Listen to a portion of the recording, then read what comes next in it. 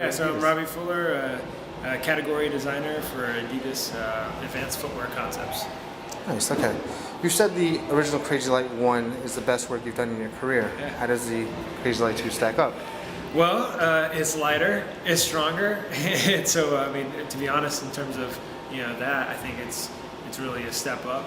I'm still proud of the one. I think anytime something's the first, there's a lot of pressure on that to set the tone. So I'd still probably put that as my favorite of all time. But the one I'm most proud of right now is the Crazy Light 2, because it's basically doing the impossible again. How do you take away weight and add strength, add support, add smart to the sprint frame, for instance, and that's what we were able to achieve with the Crazy Light 2.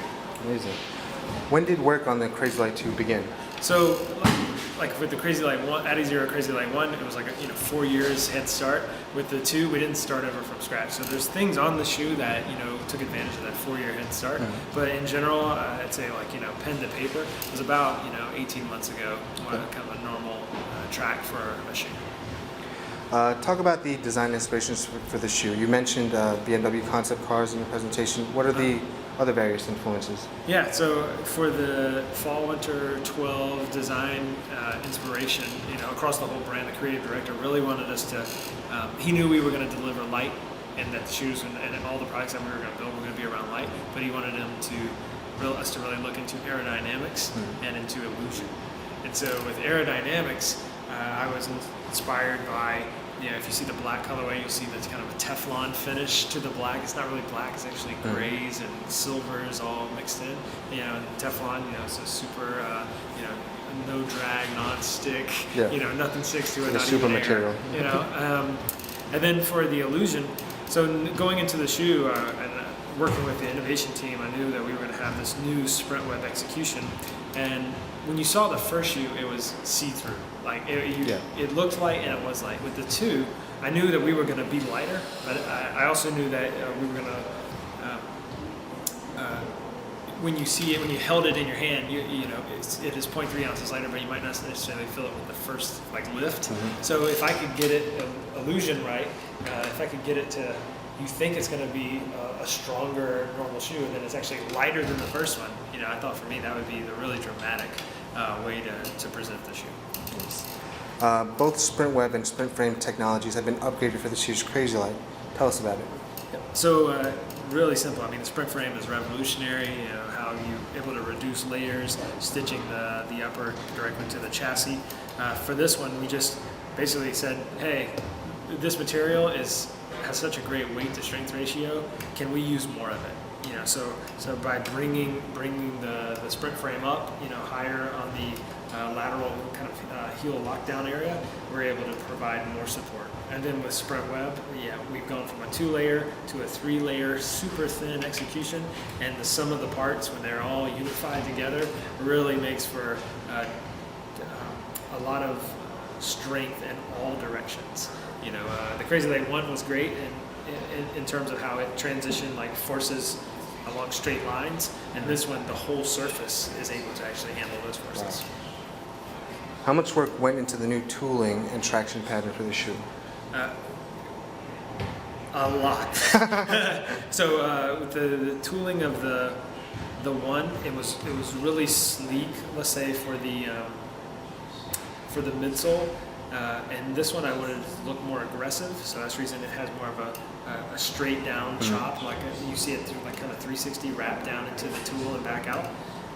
Everything was for a reason. So on the toe, you see the molded toe bumper is gone, and we replaced it with more rubber, so that you have more especially for the Asian basketball consumer, the toe drag, a lot of outdoor ball.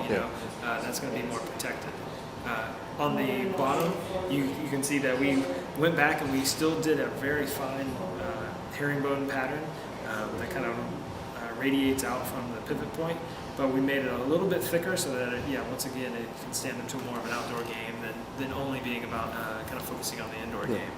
And then even the engineering of that pattern, as it works its way towards the heel, it becomes more of a backpedaling story. So it's not a side-to-side game in the heel. That's not what the need is. In the front, you need multi-directional everywhere, and then in the heel, you need for backpedaling.